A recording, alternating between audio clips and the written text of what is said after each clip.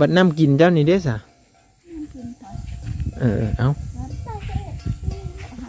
ไปตกคืนนี้นางอาบก็ต้องคันว่าฝนตกมาแล้วมันพอเต็มแน่เนาะได้สังกะสีเพิ่นมาโต่งน้ำพอพี่น้องตรงจากสาขาให้มันตกลงนี้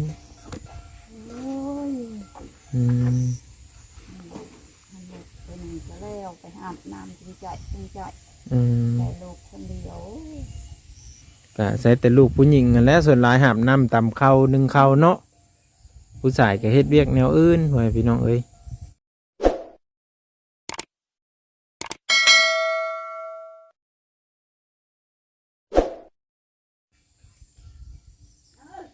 สวัสดีครับสบายดีพ่อแม่พี่น้องคลิปนี้เฮาก็จะให้แม่เท่าสมเห็นเพิ่นจอดรถไถไว้อยู่กลางเดินเนาะ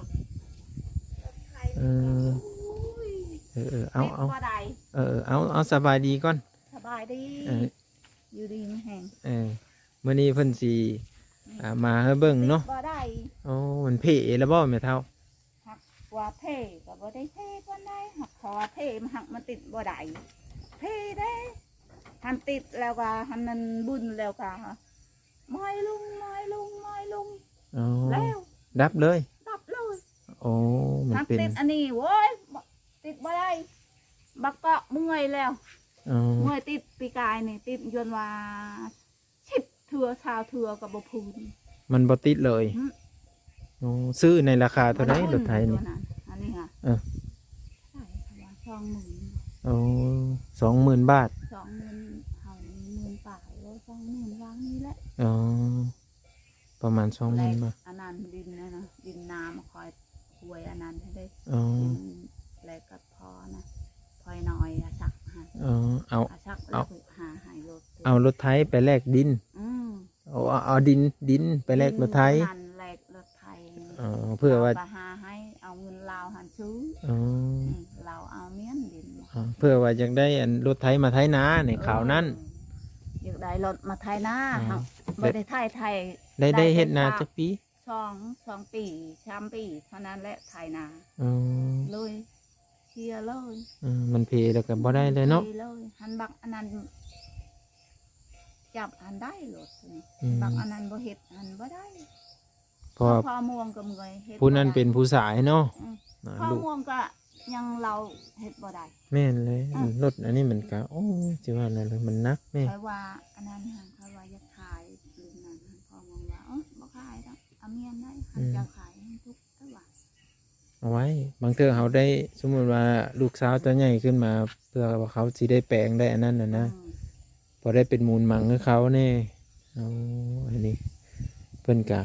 หมายทุกเนี่ยมันจำเป็นกับเยอะค่ายแล้วเนาะยันว่าเขามีเงินหันเขาซื้อใส่บอลรวมมันทางไหนนะไปพี่น้องแต่สีเข็นเข้าไปอยู่ไหนนี่ก็ยังยากแล้วนี่นะเนาะ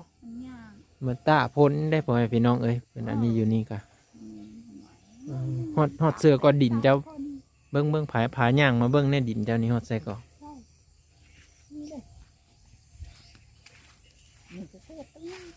อันนี้ฮอดลุ่มบ่แม่ปะแม่เท่าพอดินเพิ่นนี่บ่ได้ลายเด็กพี่น้องแต่ว่าพอปลูกเฮือนได้อยู่หลังนึงอยู่บ่นี้แต่ว่ามันค่อยๆมานี่กับปลูกบ่ได้คือเก่าฮอดแต่นี่เนาะกกดูนี่เลยเห็นบ่นี่เด้หลักแดนพ่อพี่น้อง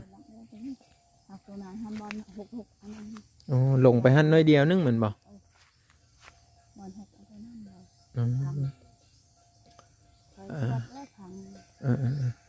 สิได้บ่ประมาณ50 เมตรแต่หั่นมานี่โอ้ครั้งนั้นน่ะฮอดป่าพุ่นก็บ่ได้ฮอดนะบ่ฮอดป่าอีกพ่อพี่น้องหลักแดนเพิ่นนี่แต่นี้ไปฮอดหลักแดนตัวนั้นข้างพี่กับแม่ดำดีข้างถึงแม่ดำดีก็คือแม่ของน้องสาวลินั่นแหละพ่อพี่น้องเป็นก็อยู่ใกล้กับแม่เท่าสวดนี้แม่เท่าสวนนี้แม่เท่าสมอันนี้คือดินแม่เพื่อนปั่นให้เนาะอันนี้ได้ไหมปะ ตัวดินดอนตอนใหญ่ฮอดพุ่นเนาะอ่านี่เดี๋ยวเพิ่นผา ควายเด้อลูก ผาย่างเบิ่งอันนั้นควายเขาบ่น่ะ เบิ่งมา อืมยันควายเขามันเฮามากิน หรือควายเจ้า ยามลูกยาก อ๋อ มีได้หลักเลยบ้านป้า อ๋อแคมๆนี่เนาะ ฮักตัวนี้ฮะคอยทางมันหกแล้วคอยทาง ฮอดแต่นี้ ตัวนี้ฮะชื่อตัวนั้น โอ้ยประมาณอยู่อันนะสิได้บ่50 เมตรหรือ100 เมตรประมาณนี้พ่อแม่พี่น้องแต่นี้ไป แต่อันลักนี้บางหอดลักปูนบอนกกดูพุ่นแหละ ตัวหันเราพังดิบถึงใช่ได้ว่าเพียงแน่เนี่ย อืม มันชั่วโมงกัน มาแล้วเด้ เราว่าโอ้ยคอยเชียยับแล้วว่าเราว่าคอยเชียยับไปทีแล้วเราว่า อืม หันเราบ่ได้ตายหันนะ อืม พังดิบทีอีกคือตัวนี้ อืม ใครได้ อันนี้ไพ่สามาพังเลยนี่ อันนี้ค่ะพร้อมผู โอ้พอบ้าน ผู้บ้านพังดินเขาเป็นวัดเนี่ย อืมพอแล้วก็อยู่แคมป์ป่าเนาะก็เป็นตาย่านอยู่ได้อพ่อแม่พี่น้องย่านยามกลางค่ำกลางคืนเป็ดไก่ได้มีอยู่บ่แม่ป้า ไก่จะช่องโตเท่านั้นแหละยังมีอย่าง ไก่2 โตวอ๋อพอได้เลี้ยงดิซิเนาะ สาม 3 โตว อาคาเห็ดหีบสะวานนี้ตัวนึง เนี่ยเฮ็ดฮีดนี่แหละ สอง โอ้ เห็ดหีบกินข้าวใหม่อันนี้ โอ้ได้ข้าวใหม่ก็เฮ็ดฮีดอีก เออเห็ดหีบอีก ฮีดของ กินก้อนจังเฮาได้กิน อ๋อเฮ็ดฮีดของหลายเนาะ โอ้ยพี่น้องเอ้ย เอา มีจักฮีดมีจักของมีจักสิซื้อข้าวซื้อน้ำเนี่ยใกล้กา แต่ว่าจุนี้มาอยู่แล้วบ่ยานปันได้ดอก อ๋อ หันตำบิดโอ้พอเดียวว่าอยากมีได้ถึง อ๋อ ฮักอยากมีบ่มีดินอยู่ สีนี้ไปซื้ออีก เจ้า มัน สิปลูกอยู่ใช่พอมวงว่าที่ขอซื้อดินทางไหนบอลลุกๆเห็นบ่ทางรถ อ๋อทางรถลงไปหั่น ลุงบอลเพื่อนแม่ใหม่บอลแต่นดินลุกหันเด้ อ๋อบ อลน้องวิทย์น้องตัวนั้นภาคตัวนั้นดินชินาดอีก อ๋อสีน่าซื้อแล้ว เพื่อนแคมเพื่อนแม่ใหม่ดินชินาดไอ้ตัวนั้น อ๋อ พอแม่ใหม่น้อยเดียว อ๋อสิอันเพื่อเลิกขายสีน่า ก็พอทางไหมหันเด้ อ๋อ ดินพอทางไหม เพราะแล้วในดินดอนตอนหญ้าเขาอยู่พี่ก็มีแล้วเนาะพวกนายถึงเขา ลุ่มตัวนั้นอีกพอทางไหม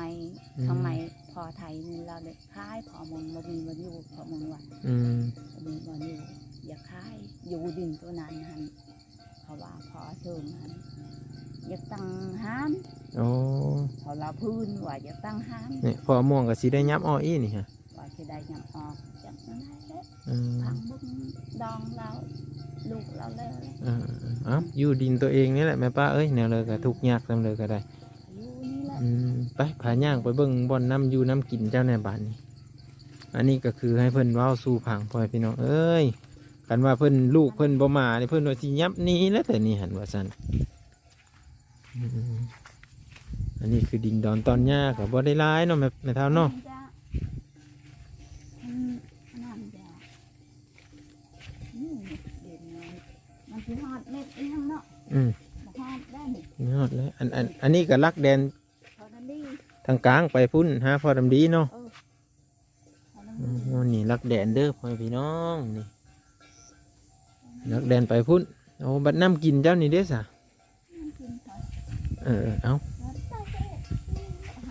ไปตกคืนนี้นะงาม อืม ก็ต้อง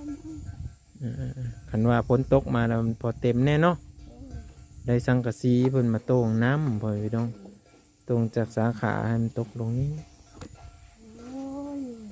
อืม เป็นจะแล้วไปอาบน้ำดีใจ อืม แต่ลูกคนเดียว ก็ใส่แต่ลูกผู้หญิงนั่นแหละส่วนหลายหาบน้ำตำเข้านึ่งเข้าเนาะผู้ชายก็เฮ็ดเวียกแนวอื่นพ่อพี่น้องเอ้ยอันนี้ก็คือมันน้ำอยู่น้ำกินเนาะน้ำใส่น้ำกินไม่เท่าเพิ่นก็จะอันนี้ว่าอยู่นี่กันเจ้าได้กับผู้อีกจัก2 อันนี่พอดีเนาะคือกุมอยู่2 อันหรือ3 อัน สองอันเขาเยอะได้อีกนะ อืม เขาเยอะได้จาก มีแม่น 2 200,000ปลายหรือ300,000บ่มีจักกับผู้ฮอดบ่ ผู้ตัวนี้รุ่นตัวนั้นทันเท่าไหร่เขาว่า300,000 300,000 500 บาทพ่อพี่น้อง 300,000 ปุ๋ย1 500 บาท อันนี้ค่อยซื้อบ้านกองยากไปขาย อ๋อ ตัวนี้หัน4 แสนตัวนี้หัน5 แสน เฮ้ย อืม ก็บอกขายแพงแท้เนาะ อืม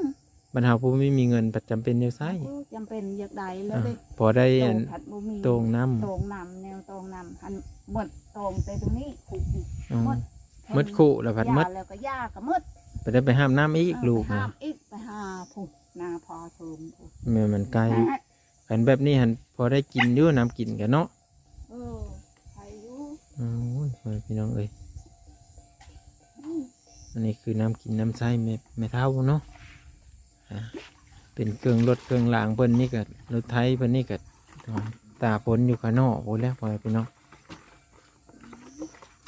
ไก่กะได้3 โตเพิ่นว่าแต่ว่าน้ำนี่ก็อาศัยน้ำพ้นในการเฮ็ดไปแต่งกินแต่งอันนั้นก็อาศัยน้ำพ้นนี่แหละเนาะน้ำกินพร้อมเอออยู่ถึงเหินเพิ่นก็คือเอาได้เห็นในคลิปก่อนนั่นแหละพ่อแม่พี่น้องเอ้ยบ่ได้มีอิหยังร้ายดอกเนาะเพิ่นก็ยังดีอยู่แต่ว่ามีบอนอยู่บอนเสาเป็นของตัวเองนะ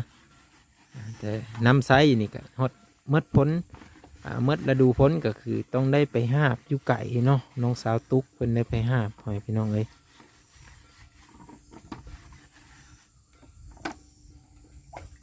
น้ำกินนี่ข้าสั้นนี่ได้เอาคู่นี่บ่ไปหาบเอาน้ำกินนะ น้ำผูกเอาผูกนี่นะ เอา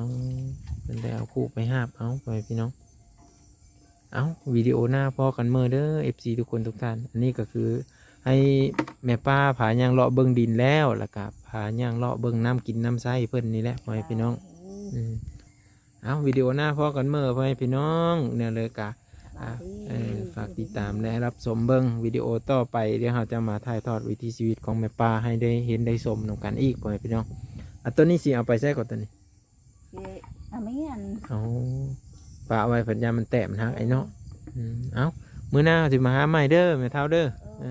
ไปพี่น้องกลับก่อนบานนี้เอากะมาเฮ็ดเวียกเฮ็ดงานเฮาอีกเนาะไปเดินสารบ้านซองเพิ่นก็ได้ปวกขึ้นมาแล้วเพิ่นนะโอ้ตัวนี้เป็นผืนเจ้าบ่อนี่ว่าผืนอันนี้เป็นของเจ้าอันนี้ พูนวางเขาดังวางคนตายหันเลย โอ้เขาเอาผืนนี่มา ใจบอลอื่น เป็นพื้นของเพิ่นไปพี่น้องเอ้ยเพิ่นก็ยอมบ่ได้ อันนี้เป็นสวนพักของอันน่ะแม่เฒ่าเพิ่นเนาะเอามื้อหน้าเราจึงมาหาเพิ่นเมื่อพ่อแม่พี่น้องเอ้ยนี่เพิ่นก็อยู่เฮือนอยู่ศาลคือกันเนาะมื้อนี้เพิ่นก็สิออกไปเกี่ยวข้าวแหละทางน้องตุ๊กเพิ่นก็สิอยู่เฮือนพ่อแม่พี่น้องคลิปหน้าพอกันเมื่อคลิปนี้ก็ขอขอบคุญขอบคุณทุกคนทุกท่านอีกเทื่อนึงเนาะที่การรับชมและให้กำลังใจนะคลิปนี้ก็